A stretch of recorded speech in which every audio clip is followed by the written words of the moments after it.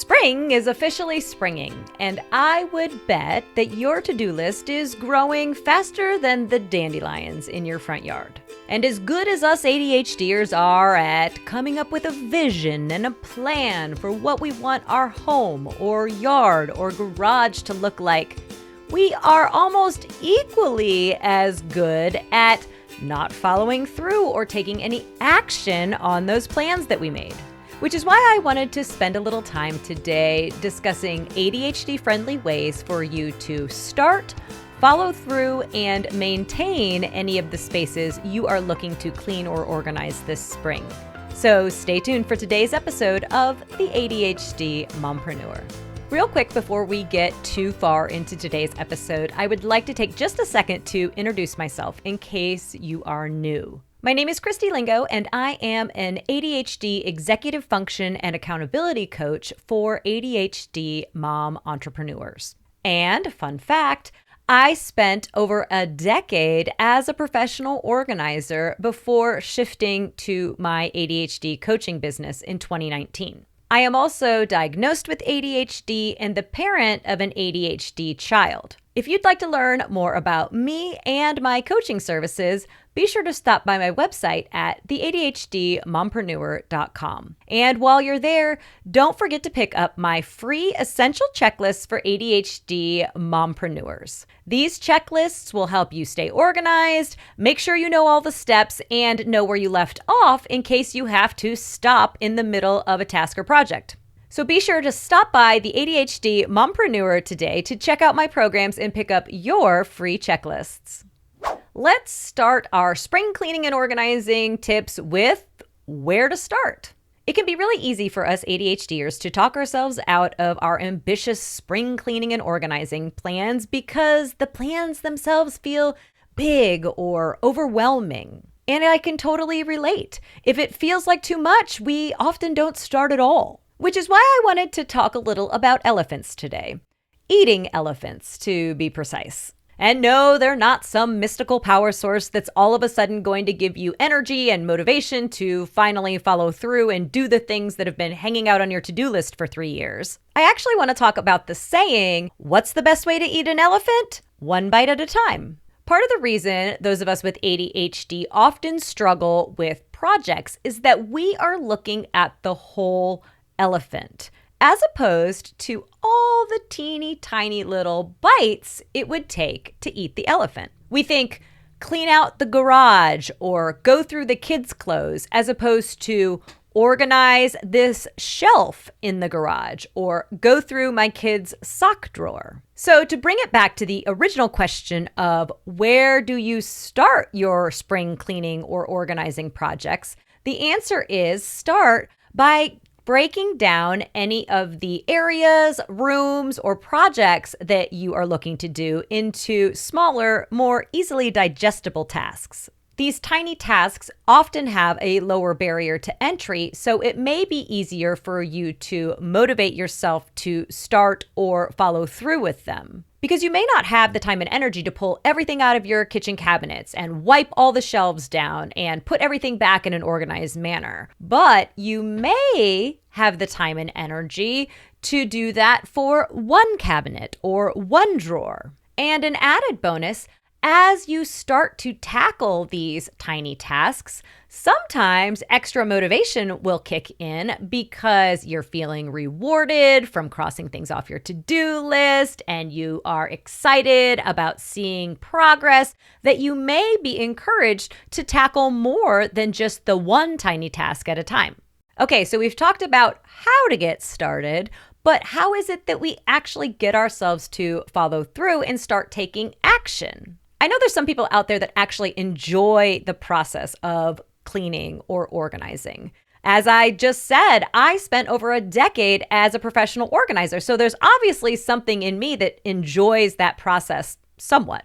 But if cleaning and organizing aren't your jam or your preferred way to spend your weekends, you may need a couple of tactics to help you get into the groove. First up, try a timer. Try setting a timer for 5 minutes and see how much you can get done in those 5 minutes. Or set a timer for 30 minutes and try to tackle a specific area or task on your to-do list to see if you can get the entire thing done in 30 minutes. One of the reasons timers work so well for those of us with ADHD is that it puts in place a sort of due date and tells your brain that something needs to be done by a certain time, which can help us to overcome any time blindness hurdles we might be having. And really quick, in case you're not familiar with the term ADHD time blindness, it's the concept that those of us with ADHD see time with only two progression points.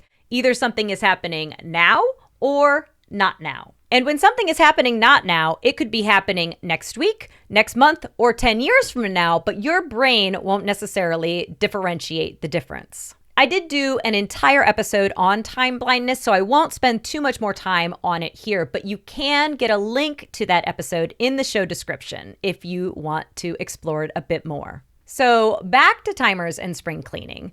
Setting a timer is like setting a due date to your brain for a particular task or project on your spring cleaning to-do list, which helps to bring that task or project from being something that is not now or urgent or needs to be done into the realm of it's now and it does need to be done. And if watching the clock wind down isn't your jam, you could also try creating a cleaning and organizing playlist in the amount of time that you would like to spend on your task or project. That way, you get the added bonus of playing Beat the Clock with your timer along with some music that you really enjoy. Another great way to initiate tasks and follow through with your spring cleaning and organizing is to use body doubling. Body doubling is a productivity hack where you work simultaneously with other people. You don't have to be working on the same task or project. You don't even have to be in the same space. All you have to do is state what you're going to be working on to the person or people that are in your body doubling session. Set an allotted amount of time that you're going to be working, and then do a quick recap for everyone so that you have a bit of accountability at the end.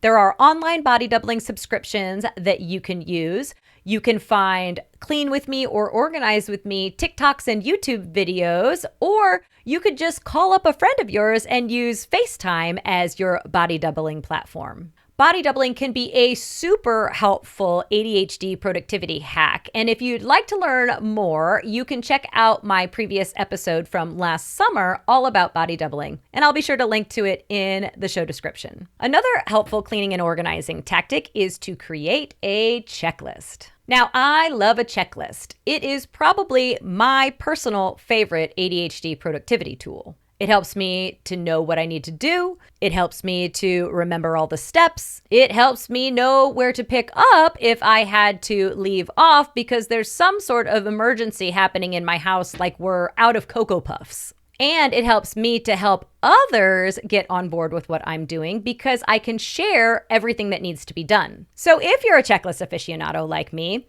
after you've finished breaking your area or project down into those tiny tasks, go ahead and put those into a checklist form. And bonus points if you type it up and save it so that next year, all you have to do is print out your checklist and you'll know exactly all the steps that you need to weed the front garden or organize your garage. Because, as we talked about a few minutes ago, not knowing where to start is a huge hindrance for those of us with ADHD trying to tackle a task or project. But we will have no excuses that we don't know where to start if we've got a checklist to guide us. And finally today, I'd like to wrap up by discussing what I think is one of the most important and often overlooked steps in the cleaning and organizing process: maintenance.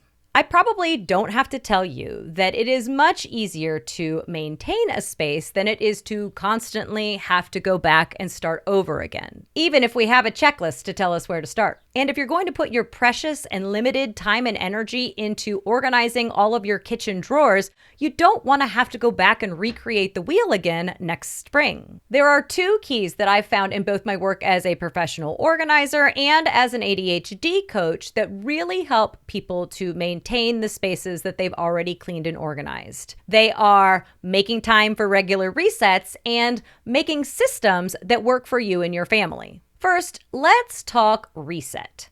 This can be a quick family 5-minute pickup before you go to bed at night, or it could be setting aside an hour or whatever time you have available on the weekends to hit the reset button. You could even incorporate some of the tips that we talked about earlier for these maintenance sessions, like making a playlist, playing Beat the Clock with a timer, creating a checklist so that everyone is clear on what needs to be done, and inviting other family members to participate as a form of body doubling. It may take a little time to figure out what sort of reset sessions work best for your family. If setting aside an hour on the weekend doesn't work, maybe try shorter sessions during the week or vice versa. It's less about doing a specific routine that you heard from me or from somebody else on the internet, and more about creating a system and routine that works best for your family. And speaking of systems, let's chat a little bit about creating systems and routines for your family. I'm sure I don't have to tell you that every ADHD brain is different, and that what works for me and my family may not necessarily work in the exact same way for you and your family. But that doesn't mean you can't mold it to fit your needs. I've had several clients who get really excited about a new system or routine or process that they're going to incorporate in their home, and they try it a couple of times, and if they aren't able to be consistent, they just toss it by the wayside and move on to something different. It may have been that it was too complicated or too time-consuming, or that they weren't seeing the results that they were hoping for. So as you think about the systems you would like to put in place in order to maintain the work that you're putting in to clean and organize your home this spring, remember that you can adapt. If you need to change your initial plan or tweak it a little bit, that is perfectly okay. If you find it's easier to put a basket on the stairs and collect all the bits and bobs that pop up around your house throughout the week and put that basket away on the weekends versus putting the bits and bobs away every single night before you go to bed, do it.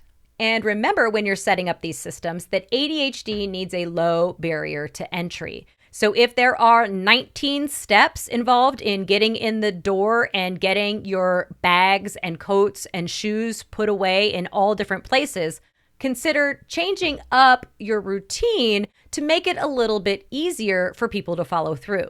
Try to keep the system simple. Set reminders if you need to, and remember, you can always tweak if that system or routine stops working for you. Hopefully, I've given you some actionable steps that you can take to help get your spring cleaning and home organizing underway. I'd love to know if you have any ADHD-friendly cleaning and organizing hacks that you could share with the community.